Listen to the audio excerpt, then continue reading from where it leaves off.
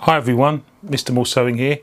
Today I'm going to talk to you about, it's got a bit of a weight to it, this bad boy, the Pfaff Smarter 260C. I want to start off by saying that we are agents for Pfaff, but they're not sponsoring us in any way. I'm doing these videos really because I want people to make the right choice when they're thinking about getting a new machine, see the pros and cons. We stock Pfaffs because we like them. They're not to everyone's taste, I get that. But yeah, I just want to give you an honest review of this machine. The Pfaff 260C is Pfaff's entry-level computerized machine. The one below it, the 160S, I think, is a manual machine. The one above it is the Passport 2 and 3, which are computerized machines. So it's the first one in the series. The big difference really between it and the Passports is it doesn't have the IDT. I've done videos of that and I'll share a link for that with you if you want to understand what that's about. And it also has fewer stitches. Apart from that, actually in some ways quite a similar machine. The machine has all the key features you would expect from a decent computerized machine, as in overall speed control, the ability to use a start-stop button or your foot pedal, the tie-off, which is the thing that means that you don't have to reverse on and off to actually catch your threads when you start or finish sewing. The ability to stop with your needle down in the fabric every time you stop sewing.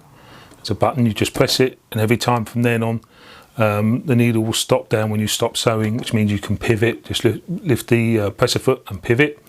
And that will continue to do that until you press that button again, and then it will stop with the needle up, or you turn the machine on and off. So that's quite a nice function, because if you're constantly checking your stitches, you don't want to be having the little jiggies where you move the fabric around. It has a direct stitch selection application, 27 stitches. There you go again, I'll lift it up. And basically all you need to do is you press the button of the stitch you want and it selects it for you. And like all computerized machines, it will auto select a width and a length of the stitch, which you can then adjust and actually keep a note of those adjustments if you ever want to replicate that stitch.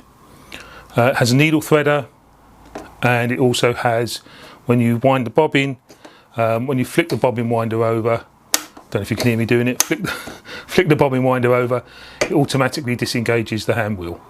All the key things that you want from a computerized sewing machine. On top of that, you can drop the feed dogs. There's a lever to drop the feed dogs, so if patchwork and quilting is your thing, that's a nice touch. Yeah, that's the main stuff. Oh, comes with a hard case, which is a nice feature, and actually, to be honest with you, particularly on the more budget end of machines, is something that's becoming harder and harder to find, because it's one of the ways that sewing machine companies can not compromise on the cost but help save on the costs and keep the prices down, is to actually give you a soft cover, not a hard cover. But if you can get a hard cover, obviously it protects your machine that much better.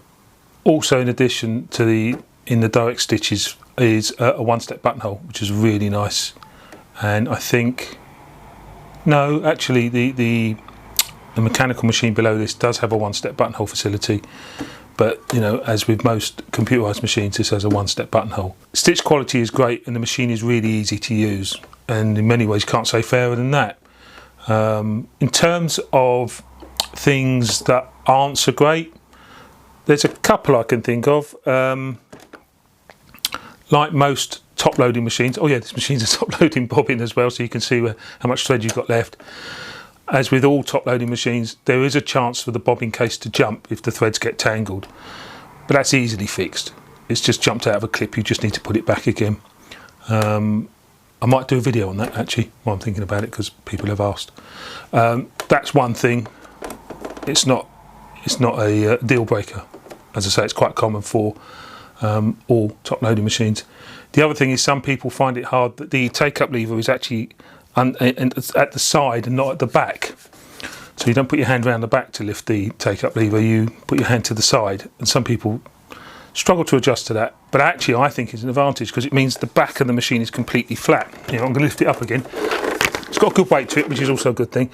The back of the machine is completely flat. So if you ever accidentally tip the machine over, or you need to lay it down on its back to do something, the take-up lever is not in the way. It's not going to get damaged. It's not going to get broken. So actually, I think it's an advantage. But some people, you know, it takes a little while for them to adjust. So yeah, overall, I think this is a really decent machine. And if you're after your first computerized machine, and you don't want to stretch to something like the Passport, which has the extra stitches but also has the IDT, I think this is a great way of getting involved. You can always buy a walk-in foot for this, one of those screw-on ones. Works perfectly well with them. I've fitted it to many machines. Yeah, so I would recommend it overall. Happy to know what you think. If you've got one, or if you've got any questions about it, let me know. Always happy to help. That's the whole point. Always happy to help. And yes, happy sewing.